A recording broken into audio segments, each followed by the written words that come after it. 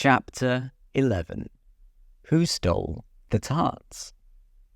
The King and Queen of Hearts were seated on their throne when they arrived, with a great crowd assembled about them. All sorts of little birds and beasts, as well as the whole pack of cards. The knave was standing before them in chains, with a soldier on each side to guard him. And near the king was the white rabbit, with a trumpet in one hand and a scroll of parchment in the other. In the very middle of the court was a table, with a large dish of tarts upon it. They looked so good that it made Alice quite hungry to look at them. I wish they'd got the trial done, she thought, and hand round the refreshments. But there seemed to be no chance of this, so she began looking at everything about her to pass away the time. Alice had never been in a court of justice before, but she had read about them in books, and she was quite pleased to find that she knew the name of nearly everything there. "That's the judge," she said to herself, because of his great wig. The judge, by the way, was the king, and as he wore his crown over the wig, look at the frontispiece if you want to see how he did it, he did not look at all comfortable, and it was certainly not becoming. "And that's the jury box," thought Alice.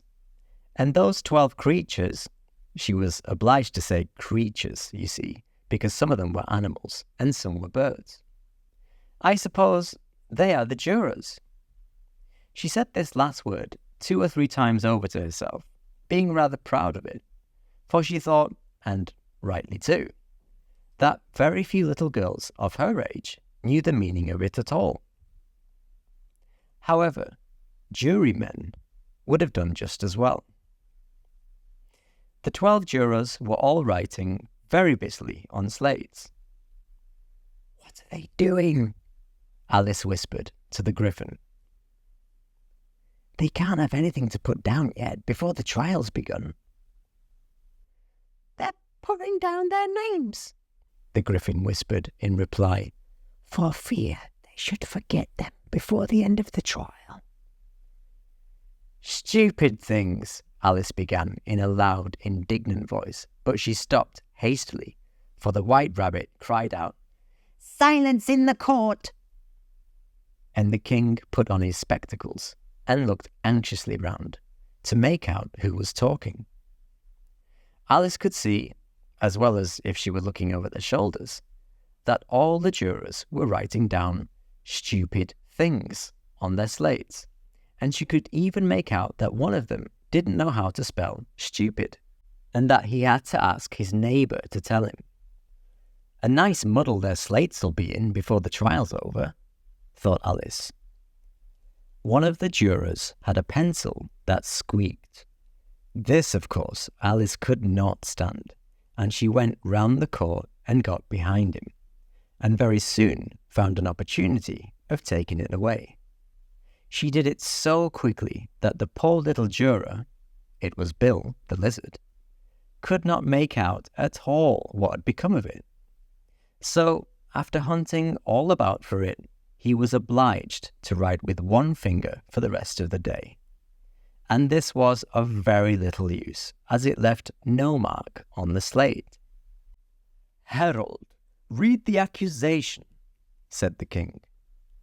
On this, the white rabbit blew 3 blasts on the trumpet, and then unrolled the parchment scroll, and read as follows.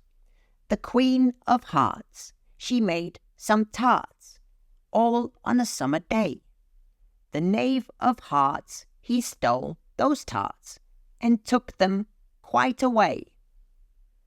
"Consider your verdict," the king said to the jury. Not yet," the rabbit hastily interrupted. "There's a great deal to come before that." "Call the first witness," said the king, and the white rabbit blew 3 blasts on the trumpet, and called out, "First witness." The first witness was the Hatter. He came in with a teacup in one hand and a piece of bread and butter in the other. "I beg pardon, your majesty," he began, for bringing these in, but I hadn't quite finished my tea when I was sent for." "You ought to have finished," said the king. "When did you begin?" The Hatter looked at the March Hare, who had followed him into the court, arm in arm with the Dormouse. 14th of March, I think it was," he said. 15th, said the March. 16th, added the Dormouse. "Write that down," the king said to the jury, and the jury eagerly wrote down all 3 dates on their slates, and then added them up and reduced the answer to shillings and pence. "Take off your hat," the king said to the Hatter. "It isn't mine," said the Hatter. "Stolen!" the king exclaimed, turning to the jury, who instantly made a memorandum of the fact. "I keep them to sell," the Hatter added as an explanation. "I've none of my own, I'm a Hatter." Here the Queen put on her spectacles and began staring at the Hatter, who turned pale and fidgeted. "Give your evidence," said the king, "and don't be nervous or I'll have you executed on the spot." This did not seem to encourage the witness at all. He kept shifting from one foot to the other, looking uneasily at the Queen, and in his confusion, he bit a large piece out of his teacup instead of the bread and butter. Just at this moment, Alice felt a very curious sensation, which puzzled her a good deal until she made out what it was. She was beginning to grow larger again, and she thought at first she would get up and leave the court. But on second thoughts, she decided to remain where she was as long as there was room for her. "I wish you wouldn't squeeze so," said the Dormouse, who was sitting next to her. "I can hardly breathe." "I can't help it," said Alice very meekly. "I'm growing." "You've no right to grow here," said the Dormouse. "Don't talk nonsense," said Alice more boldly. "You know you're growing too." "Yes, but I grow at a reasonable pace," said the Dormouse, "not in that ridiculous fashion." And he got up very sulkily and crossed over to the other side of the court. All this time, the Queen had never left off staring at the Hatter. And, just as the Dormouse crossed the court, she said to one of the officers of the court, "Bring me the list of the singers in the last concert." On which the wretched Hatter trembled so that he shook both his shoes off. "Give your evidence," the king repeated angrily, "or I'll have you executed, whether you're nervous or not." "I'm a poor man, your majesty," the Hatter began in a trembling voice, "and I hadn't begun my tea, not above a week or so, and what with the bread and butter getting so thin, and the twinkling of the tea—" "The twinkling of the what?" said the king. "It began with the tea," the Hatter replied. "Of course twinkling begins with a tea," said the king sharply. "Do you take me for a dunce? Go on." "I'm a poor man," the Hatter went on, "and most things twinkled after that. Only the March Hare said—" "I didn't," the March Hare interrupted in a great hurry. "You did," said the Hatter. "I deny it," said the March Hare. "He denies it," said the king. "Leave out that part."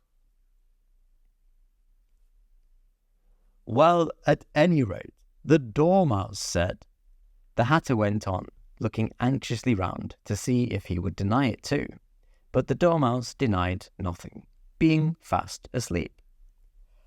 "After that," continued the Hatter, "I cut some more bread and butter."